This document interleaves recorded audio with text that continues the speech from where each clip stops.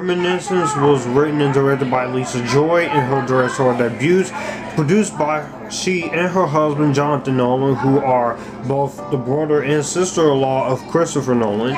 Stars Hugh Jackman, Rebecca Ferguson, Thandiwe Newton, Natalie Martinez, and Cliff Curtis. And in this movie, we follow a private investigator of the mind as he navigates the darkly alluring world of the past by helping his clients access lost memories.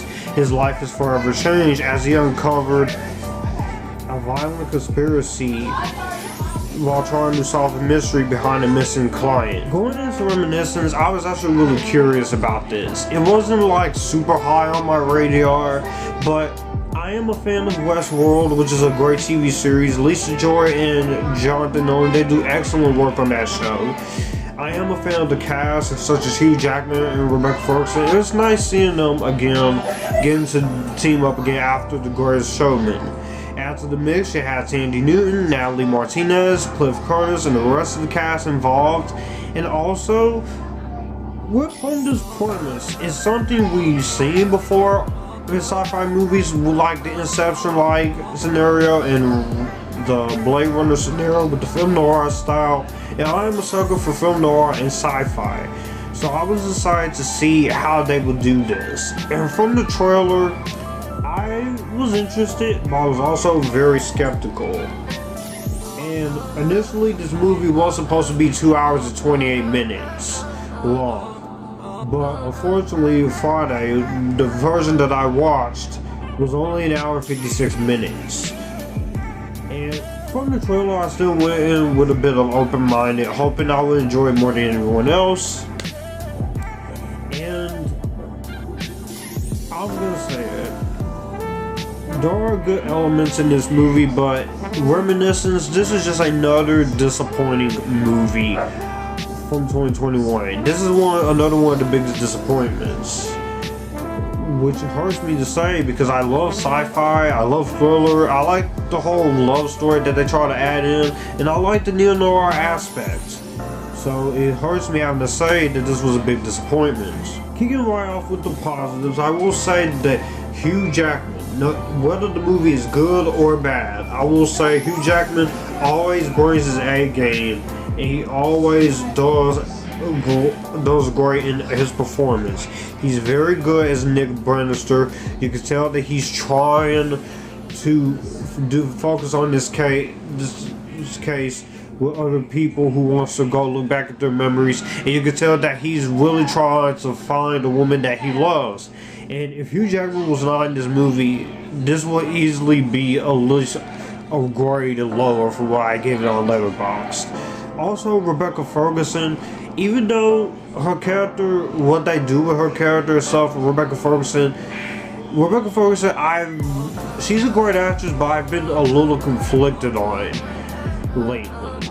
Because rewatching Mission Impossible Fallout, and there was a scene involving her with Tom Cruise, is the car chase that you saw in the trailer.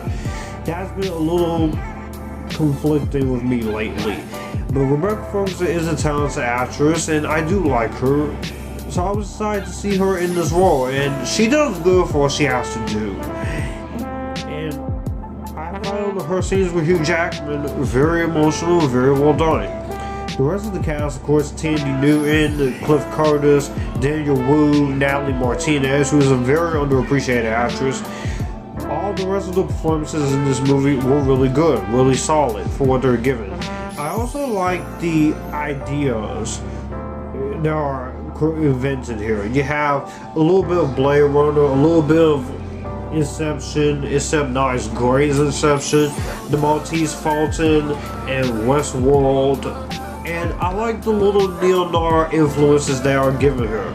You can tell that Lisa Joy did do her research, and the budget for this movie is good. The budget is on screen. It's a very small budget, $68 million, which they actually built the technology that is used for this movie, which that is a big accomplishment. There is some CGI effects, of course, and creative lighting, of course, so I do like that. I think that is really well done. I also love the score by Marina de Tavira. Cinematography aspect is a very well shot film. It's a very well shot movie. And I appreciate the ambition that this movie was going for. And I do think that your ambition can really pay off if you have a great story. Unfortunately, this is where I have to get into my issues, because while I do everything I like in this movie, I like, the rest of this movie, however, is just very disappointing from my personal taste. The direction is great. The performances are good. It's very ambitious in what it's trying to do. But there are a lot of things in this movie that does hurt this movie back. One of them is, of course, your main villain, Cyrus Booth. Cliff Curtis is a very talented actor, and I'm sure he did do the best he could with this role, and he is doing the best he can with this role. Unfortunately, when it comes to the villain, I don't get a clear motivation of anything or what he wants to, why he wants to use his memory.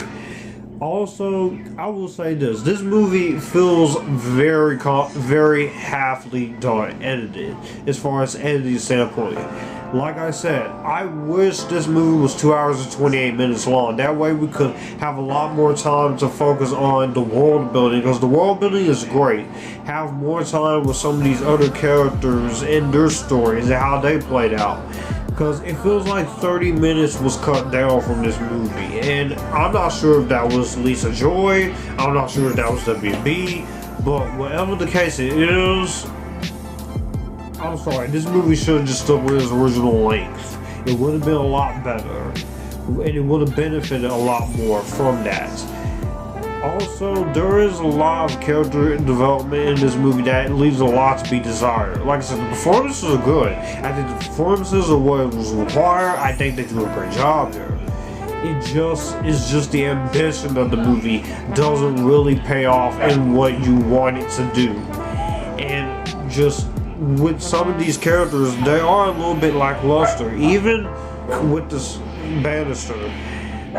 Granted, he is the most fleshed out besides May, but I feel like with an extra 30 minutes, you could really benefited from this. We would have been able to care emotionally about what is going on. But the thing that does really bring this movie down is the third act. The twist, I'm not going to give away the twist, because I don't even want to give it away.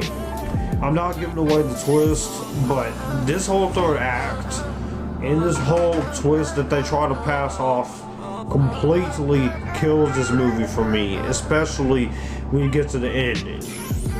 And it's just like, what was the point? You took us through all of that for this. Now, it is just very frustrating, because this is an idea that can work.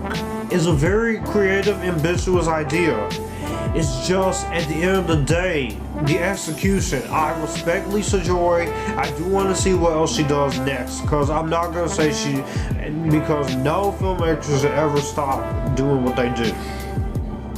But for a first attempt at directing, this could have been a lot better. Reminiscence, at the end of the day, it has a very interesting premise with great direction by Lisa Joy and great performance by Hugh Jackman. And some of the other cast members are great too, even Rebecca Ferguson. It's very ambitious in what they try to do, but it just missed the mark. It's not the worst movie of the year, but it is one of the biggest wasted potential. And unfortunately, it does gonna hurt this movie. And this movie's not doing very well, so I will say it was a nice try, but could have been better. So at the end of the day, I'm gonna say you can wait to watch this when it's on Redbox. In the comment section down below, what did you guys think of Reminiscence? Did you like it? Did you hate it? Or are you somewhere in the middle? All my social media links in the description box down below. If you'd like to send money to my Cash App or Chime, you can DM me or email me privately as well. All my social media links are in the description box down below. If you'd like to send any fan mail, you can get in touch with me privately, and you are allowed to do that. Also, be sure to hit the subscribe button. Be sure to like this video, comment down below, and share this video. Hit that bell to get notified when newest videos are up or when I do live streams, because it does help with the algorithm on the channel. Also, be sure to check out our first episode of the 5 Geeks podcast. We will be having another episode coming very soon. In the first episode, we talked about the Suicide Squad in spoiler fashion, and be sure to subscribe to that channel so you won't miss more episodes. And with that being said, you guys keep it cool, enjoy the Epictasticness.